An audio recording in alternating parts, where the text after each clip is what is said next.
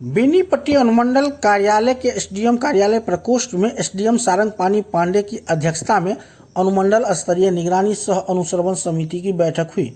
बैठक में सदस्यों के द्वारा गैस आपूर्ति की वर्तमान स्थिति पर संतोष प्रकट किया गया। सदस्यों ने सर्वसम्मति से प्रस्ताव रखा कि ग्रामीण क्षेत्रों में गैस की आपूर्ति अब 25 दिनों पर किया जाए। निगरानी समिति के सदस्य आनंद कुमार झा, बचनू मंडल, जसुंदर मिश्र, विजय यादव, सुजीत झा के द्वारा बताया कि वर्तमान में बहुत लोगों का नाम राशन कार्ड से हटाया गया है।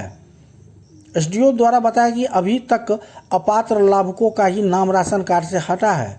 उन्होंने बताया कि अगर किसी पात्र व्यक्ति का नाम राशन कार्ड से कट गया तो वे पोर्टल खुलने का इंतजार करें, जिसके बाद उनका नाम विधिवत रूप से जोड़ दिया जाएगा।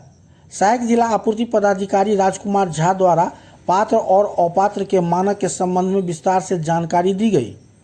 एसडीएम द्वारा सभी सदस्यों से अनुरोध किया गया कि अपात्र लाभुकों का नाम राशन कार्ड से हटे और पात्र को इसका लाभ मिले, इसमें अपेक्षित सहयोग करें।